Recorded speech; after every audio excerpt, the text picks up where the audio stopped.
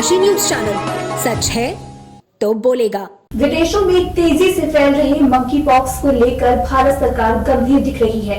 वर्तमान में देश के दक्षिणी प्रांतों में इस रोग के पुष्ट मरीज मिले हैं।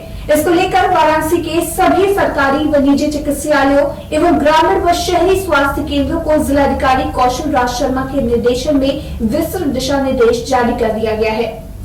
मुख्य चिकित्सा अधिकारी डॉक्टर संदीप चौधरी ने बताया कि मंकी पॉक्स चेचक से मिलते जुलते लेकिन कम गंभीर लक्षणों वाला एक वायरल जूनोटिक रोग है, जो मुख्य रूप से मध्य और पश्चिम अफ्रीका के उष्णकटिबंधीय वर्षावन क्षेत्रों में होता है। आप बाकी से सैनिटाइजेशन वगैरह मेंटेन करें, क्योंकि ये संपर्क से ज्यादा फैलता है। अभी ज्यादा देखा जा रहा है, कुछ रेस्पिरेटरी ड्रॉपलेट से भी फैल रहा है। लेकिन बात उसी पर आती है, जितना भी हम सामाजिक दूरी बनाएंगे, जितनी हम साफ सफाई रखेंगे, चांसेस रहेगा कि हम इससे अच्छी तरह से ओवरकम करें। सर, कल देखा गया है कि कोविड के केस में थोड़ा सा इजाफा हुआ है, इसके लिए ऐसा कोई विशेष अभी घबराने की बात नहीं है कि कोई भी ऐसा केस हमारा नहीं पड़ा जिसमें कि हमें गंभीरता दिख रही है। यहाँ तक कि किसी को भर्ती करने की भी नौबत नहीं है। साधारण वायरल फीवर जैसे प्रेजेंट हो रहा है और इसमें कोई अलग से कोई गंभीरता ना ही किसी को एडमिट ना ही किसी को ऑक्सीजन देने की नौबत है और बहुत जल्दी ही वो लोग रिकवर भी कर जा रहे हैं और अभी ज्यादा इतना स्प्रेड नहीं कर रहे हैं। कोविड को लेकर कोई स्पेशल सेल चल रही हो या कोई कार्य किया जा रहा हो जो सेलेक्ट कर रहे हैं? कोविड को लेकर हमेशा हमारे कार्यक्रम रहता है और हमेशा हमारी चेतावनी रहती है। विशेष तौर पर मैं आग्रह करूंगा कि सभी प्रिकॉशन डोज भी कंप्लीट कर लें जल्द से जल्द, क्योंकि 75 दिन के बाद ये बन जाएगी। हमारे प्रधानमंत्री जी के द्वारा ये एक सौगात मिली आजादी के अमृत उत्सव से, तो उसका लाभ लेकर जल्द से जल्द प्रिकॉशन डोज भी कंप्लीट करेंगे। वाराणसी के सर्किट हाउस में प्रदेश के पर्यटन एवं संस्कृति मंत्री जयवीर सिंह के द्वारा प्रेस वार्ता का आयोजन किया गया, जहां उन्होंने पत्रकारों को प्रदेश सरकार के 100 दिन पूरे होने पर किए गए विकास कार्यों के बारे में अवगत कराया। वहीं उन्होंने कहा कि जब से प्रदेश में भाजपा की सरकार आई है, एक भी दंगा नहीं हुआ है। सर्किट हाउस में प्रदेश के पर्यटन एवं संस्कृति मंत्री जयवीर सिंह ने पत्रकारों से बात करते हुए बताया कि आज देश के लोगों के लिए गर्व का विषय है। हम सभी आजादी का 75वां वर्षगांठ मना रहे हैं और हमें उम्मीद है कि इस त्योहार के साथ हर भारतीय जुड़कर अपने अपने घर में तिरंगा फहराने का काम करेगा। आगे उन्होंने कहा कि प्रदेश में समाज के अंतिम कतार में खड़े व्यक्ति के पास भी सरकार की योजनाएं पहुंच रही हैं और उनका विकास हो रहा है। उत्तर प्रदेश की महान जनता के आभारी हैं, जिन्होंने आदरणीय योगी जी के नेतृत्व में पुनः एक बार भारतीय जनता पार्टी की रीतियों नीतियों पर और पिछले 5 साल के सरकार के कार्यों पर अपने अनुमोदन की मोहर लगाते हुए प्रचंड बहुमत की सरकार देने का काम किया। और जब चुनाव के दौरान हम लोगों ने उत्तर प्रदेश के संपूर्ण विकास के लिए, लोक कल्याणकारी योजनाओं के लिए 130 संकल्प व्यक्त किए थे। लोक कल्याणकारी योजनाओं का 130 बिंदुओं का संकल्प जारी किया था। पहले सरकार ने उन संकल्प पत्रों के आधार पर जब सहती सरकार प्रचंड बहुमत की आदरणीय योगी जी के नेतृत्व में गठित हुई 25 मार्च को, उसके बाद उन संकल्प पत्रों के सभी बिंदुओं पर पूरा करने के लिए हम लोगों ने कार्य शुरू किया। 100 दिन का टारगेट रखा गया और उन 100 दिनों में हमें खुशी है कि 130 बिंदुओं में से 97 बिंदुओं पर हम लोग आगे बढ़े हैं, काम किए हैं और प्रदेश की जनता को उन बिंदुओं पर पूरी तरह अपने संकल्प पत्रों पर खरा उतरने में सफल हुए हैं। बाकी के जो बिंदु हैं उन पर भी निरंतरता के साथ काम पूरा करने का प्रयास करा जा रहा है। और हम आपको विश्वास दिलाते हैं कि उत्तर प्रदेश की जनता ने जिस सुशासन के लिए, गुंडई के खिलाफ, अराजकता के खिलाफ, गरीब लोगों के कल्याण के लिए, आवास, भोजन, गरीबों के कल्याणकारी योजनाओं के लिए जिस तरीके से लोगों ने जनादेश हमें दिया है, हम विश्वास दिलाते हैं उत्तर प्रदेश के लोगों को कि हम उनकी आकांक्षाओं पर, उनकी अपेक्षाओं पर पूरी तरह खरा उतर रहे हैं, खरा उतरेंगे। पिछले 5 साल में एक दंगा नहीं हुआ, अगले 5 साल में एक दंगा होने वाला नहीं है।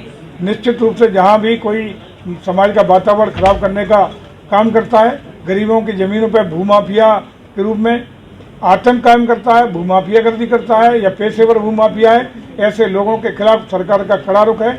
अपराधियों के खिलाफ 0 टॉलरेंस की नीति है और कहीं भी बुलडोजर चलाने में भी हम कोताही नहीं करते हैं। और आज खुशी है कि जो हमारी बुलडोजर नीति हो या इस तरह की सशक्त कार्रवाई करने की नीति हो, उसका अनुसरण पूरे प्रदेश के नीतियों का अनुसरण देश भर के अन्य राज्य करने का काम कर रहे हैं। और उससे भी ज़्यादा खुशी की बात है कि इसके खिलाफ लोग माननीय उच्चतम न्यायालय में गए, लेकिन उच्चतम न्यायालय ने भी हमारी उस कानून को, हमारी नीतियों को, हमारी रीतियों को अपना अनुमोदन देने का काम। देश की आजादी की 75वीं वर्षगांठ पर पूरे देश में आजादी के अमृत महोत्सव के अंतर्गत तमाम कार्यक्रम आयोजित किए जा रहे हैं। इसी कड़ी में बुधवार को नमामि गंगे के सदस्यों ने वाराणसी के प्रसिद्ध भारत माता मंदिर में राष्ट्रध्वज तिरंगा लेकर भारत माता की आरती उतारी और वंदे मातरम गीत गाया। भारत माता मंदिर में आयोजित कार्यक्रम में नमामि गंगे ने भारत माता के जयकारों के बीच प्रत्येक काशीवासी से हर घर तिरंगा फहराने की अपील की।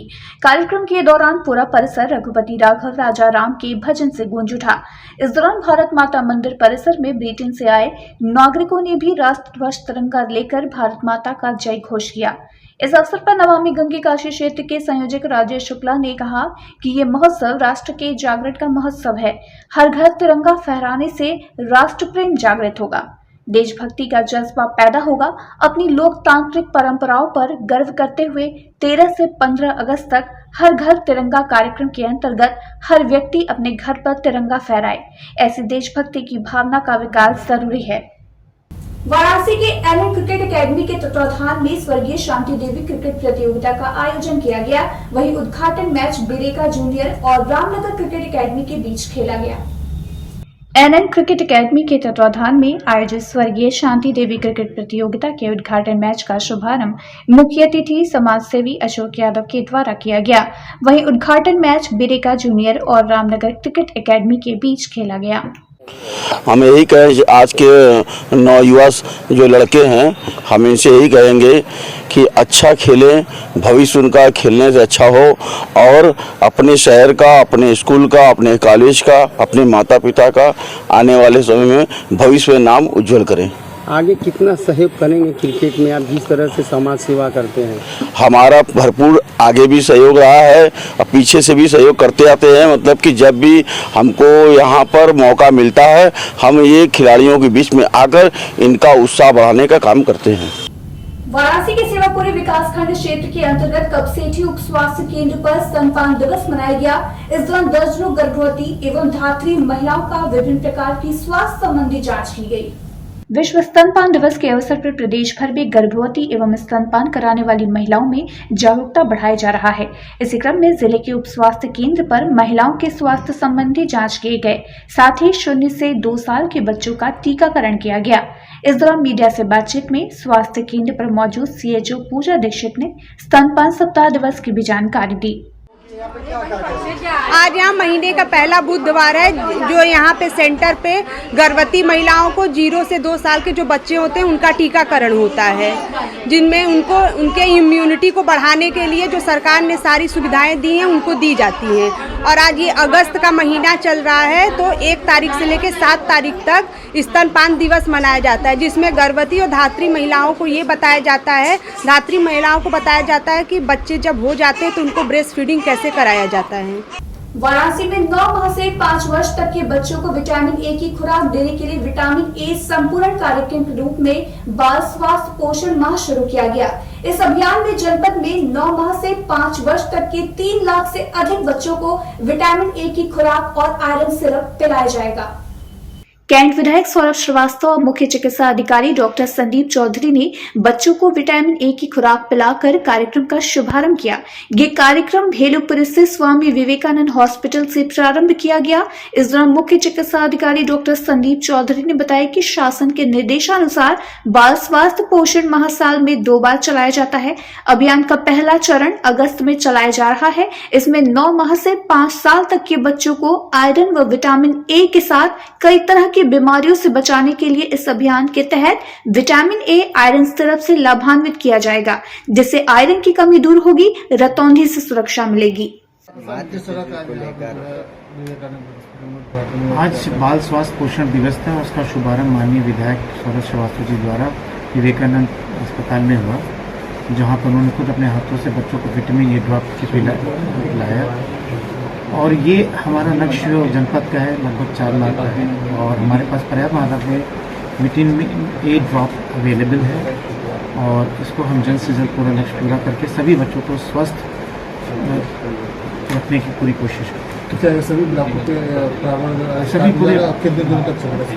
ये 1 माह का पूरा कार्यक्रम है। मैं पूरा 1 माह में पूरे जनपद के सभी ब्लॉक एंड मार्केट सेंटर्स में चलेंगे और एक पूरा 4 लाख बच्चों को हमें आच्छादित करना है विटामिन ए से, जो हमारे पास पर्याप्त मात्रा है, जो पूरा करेंगे। वाराणसी में उत्तर प्रदेश माध्यमिक शिक्षक संघ के प्रदेश इकाई के आह्वान पर माध्यमिक शिक्षक संघ के जनपदीय इकाई द्वारा एक विशाल धरने का आयोजन स्थानीय जिला विद्यालय के कार्यालय पर किया गया। वहीं इस धरने में प्रदेश सरकार द्वारा शिक्षकों की समस्याओं के प्रति उपेक्षात्मक रवैये पर वक्ताओं द्वारा आक्रोश व्यक्त किया गया। साथ ही सरकार से विभिन्न मांगों को लेकर एक पत्रक मुख्यमंत्री को जिला विद्यालय निरीक्षक के माध्यम से भेजा गया। माध्यमिक शिक्षक संघ की प्रदेश इकाई के आह्वान पर माध्यमिक शिक्षक संघ के जनपदीय इकाई द्वारा एक विशाल धरने का आयोजन वाराणसी के स्थानीय जिला विद्यालय कार्यालय पर किया गया। इस धरने के माध्यम से विभिन्न मांगों को लेकर एक पत्रक मुख्यमंत्री को जिला विद्यालय निरीक्षक के माध्यम से भेजा गया, जिसमें मुख्य रूप से 1 से 6 अगस्त 1993 के बाद नियुक्त सभी तदर्थ शिक्षकों को सर्वोच्च न्यायालय के आदेश के परिप्रेक्ष्य में विशेष राहत देते हुए उनकी सेवा सुरक्षा की निश्चित व्यवस्था की जाए। साथ ही पुरानी पेंशन योजना तत्काल बहाल की जाए तथा एनपीएस खातों में जमा धनराशि अद्यतन करते हुए व्यवस्था को सक्षम और प्रभावी बनाए जाने को लेकर मांग की गई।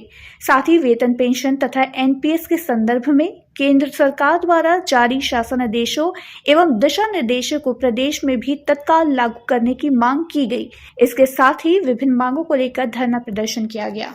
क्या है ये धरना प्रदर्शन चल रहा है जो माध्यमिक विद्यालयों में शिक्षकों की दिक्कतें हैं, परेशानियां हैं, जिसको आए दिन टाल मटोल किया जाता है, दूर नहीं किया जाता है। तो उसके विरोध में ये जो धरना दिया जा रहा है, किसी शिक्षक को परेशान न किया जाए, उनकी जो भी समस्याएं समय से हल किया जाए। और सबसे बड़ी जो समस्या है पुरानी पेंशन बहाली की है कि जो एनपीएस है वो शेयर मार्केट पर आधारित है, जहां हम लोग आए दिन लूटे जा रहे हैं। हमारा जो मूलधन है वो भी टूट रहा है। पिछले जो 2-3 महीने में जितने शेयर मार्केट गिरा है, हम लोग का जो जितना भी पैसा एनपीएस खाते में शो कर रहा था, प्राण खाते में, उसमें 1 लाख से 1.25 लाख माइनस हो गया। तो आखिर ये कैसी स्कीम है जहाँ पे हमारा ही पैसा डूब रहा है और सरकार कहती है बढ़िया है। तो हम तो कहते हैं कि भाई हमको बढ़िया मत दो, हमको खराब ही दे दो। जो पुरानी पेंशन व्यवस्था थी उसी को दे दो। हमको बढ़िया स्कीम नहीं चाहिए, बढ़िया एनपीएस नहीं है, हमको खराब वाली पुरानी पेंशन व्यवस्था दे दो। वाराणसी के महामना की बगिया काशी हिंदू विश्वविद्यालय से आजादी की 75वें अमृत महोत्सव पर हर घर झंडा अभियान के तहत राष्ट्रीय सेवा योजना के तत्वाधान में प्रतीक्षार्थी कार्यक्रम का आयोजन किया गया। जहां समस्त देशवासी आजादी का अमृत महोत्सव मना रहे हैं, वहीं हर घर झंडा अभियान भी चलाया जा रहा है, जिसके तहत जिले में राष्ट्रीय सेवा योजना के तत्वाधान में आयोजित विशेष शिविर 75 स्वयंसेवक, 75 गांव, 75 विद्यालय और 75,000 प्रशिक्षणार्थी कार्यक्रम का आयोजन किया गया, जिसमें राष्ट्रीय सेवा योजना के स्वयंसेवकों ने नासिरपुर, ससवाही, कर्मवीर, कंदवा समेत अन्य क्षेत्रों के विभिन्न विद्यालयों के स्कूली बच्चों को राष्ट्रगान और राष्ट्रगीत का प्रशिक्षण दिया गया। इस यात्रा के दौरान मीडिया से बातचीत में काशी हिंदू विश्वविद्यालय राष्ट्रीय सेवा योजना के समन्वयक डॉक्टर बाला लखेंद्र ने कार्यक्रम की जानकारी दी।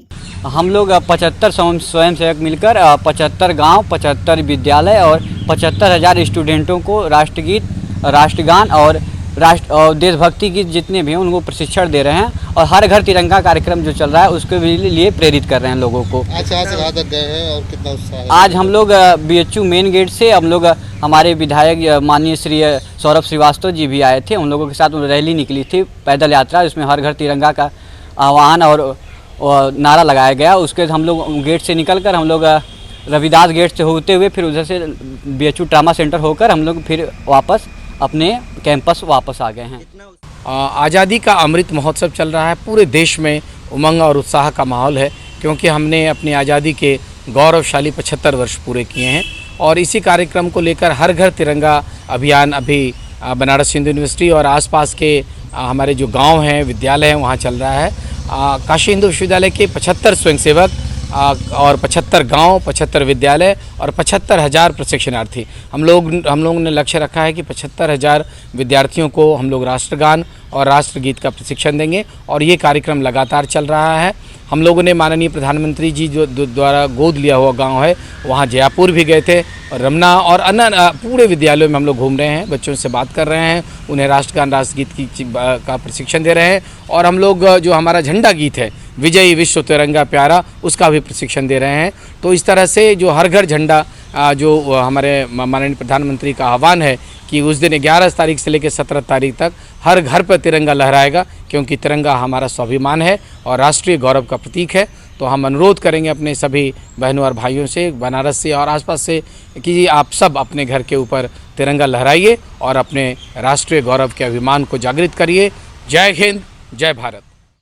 चंदौली में जिलाधिकारी संजय सिंह के द्वारा विकासखंड सकलडीहा के अंतर्गत ग्राम बसारिकपुर, विसुंदरी, पीपरी व बड़हर खास गांव में अमृत सरोवर अभियान के तहत बन रहे तालाबों का निरीक्षण किया गया। इस दौरान जिलाधिकारी ने अमृत सरोवर तालाबों की चल रही सुंदरीकरण व पाटवे ध्वजारोहण स्थल, पौधारोपण, बैठने हेतु बेंच के निर्माण कार्य व अन्य कार्य का जायजा लिया। विकासखंड सकलडीहा में जिलाधिकारी ने निर्देशित किया कि 11 अगस्त तक निर्माण कार्य को गुणवत्तापूर्ण ढंग से पूर्ण कर लिया जाए। उन्होंने तालाब पर मनरेगा के तहत कार्य कर रहे मजदूरों से वार्ता भी की। निरीक्षण के दौरान उन्होंने निर्देशित करते हुए कहा कि मजदूरों के लिए तालाब पर पानी व छाया आदि की व्यवस्था रहे। उन्होंने कहा कि आजादी के अमृत महोत्सव के अंतर्गत अमृत सरोवर योजना केंद्र व प्रदेश सरकार की महत्वाकांक्षी योजना है। इन सरोवरों को बहुउद्देशीय स्वरूप में बनाया जाना है। मानव जीवन का आधार जल है, लेकिन धीरे धीरे जल स्तर कम होता जा रहा है। जल स्तर को सामान्य बनाए रखने के लिए तालाबों का जीर्णोद्धार कर अमृत सरोवर योजना के अंतर्गत कार्य कराया जा रहा है, जिसमें जनपद के भूगर्भ जल का संरक्षण व संवर्धन हो सके। आज़ादी के अमृत महोत्सव के अवसर पर अमृत सरोवर का निर्माण किया जा रहा है। इसी क्रम में अभी 2 अमृत सरोवरों का निरीक्षण किया गया है, जिसमें कि कार्य की गुणवत्ता संतोषजनक पाई गई है। इन अमृत सरोवर के को तालाब का सुदृढ़ीकरण करते हुए साथ ही साथ पैथवे, ध्वजारोहण के लिए स्थान, बेंचेज और अन्य सुविधाएं भी डेवलप की जा रही हैं, ताकि लोगों को यहाँ पर एक ब्लॉक रिसोर्स सेंटर के रूप में, ग्राम रिसोर्स सेंटर के रूप में यहाँ उपयोग हो सके। कार्य की गुणवत्ता संतोषजनक पाई गई है और इसको निर्धारित किया गया है कि जितने भी अमृत सरोवर हमारे लक्ष्य लिए गए हैं वो सभी 11 अगस्त तक पूर्ण हो जाएं, ताकि 15 अगस्त को यहाँ पर ध्वजारोहण का कार्यक्रम किया जा सके। मिर्जापुर पुलिस के द्वारा मुठभेड़ के दौरान 25,000 रुपए का इनामी बदमाश गोली लगने से घायल हो गया। इसके साथ ही पुलिस ने इसके गैंग से जुड़े 11 अभियुक्तों को गिरफ्तार किया। ये गैंग रेलवे विभाग के कॉपर का तार चुराने का काम करता था।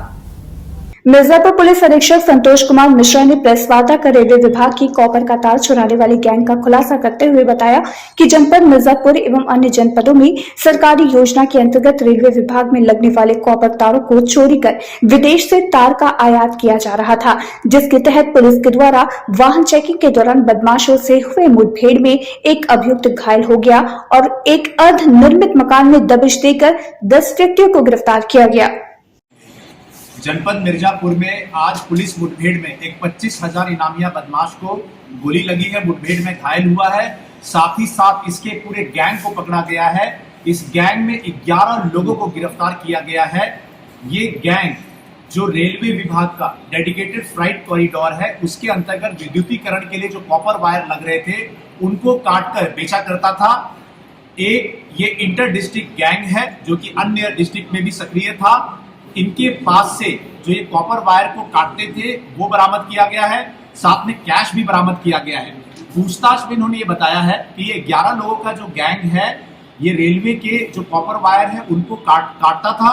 इसके गैंग के कुछ लोग उस माल को खरीदते थे और माल को खरीद के उससे पैसा अर्जित करते थे।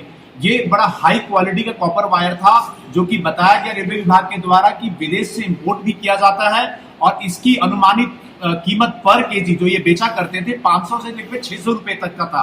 इस तरीके से जो रेलवे के कॉपर वायर को बेच के इन्होंने पैसा काफी अर्जित किया हुआ है। 11 लोग इसके गिरफ्तार हो चुके हुए हैं। अन्य भी लोग हमारे रडार पे हैं। जो लोग भी काटने का कार्य करते हैं और बेचने का कार्य करते हैं वो सभी लोग भविष्य में भी करेंगे तो उन सबको ही पकड़ के जेल भेजा जाएगा। मैक्सिमम लोग ये लखमापुर गांव कोतवाली देहात के इसमें से रहने वाले हैं और साथ ही साथ कोतवाली नगर एवं कटरा क्षेत्र के खरीदने वाले जिसमें कि कबाड़ी जो व्यापारी वो भी हैं और साथ ही साथ जिनकी दुकानें हैं बर्तन इत्यादि की वो भी लोग इसमें शामिल हैं।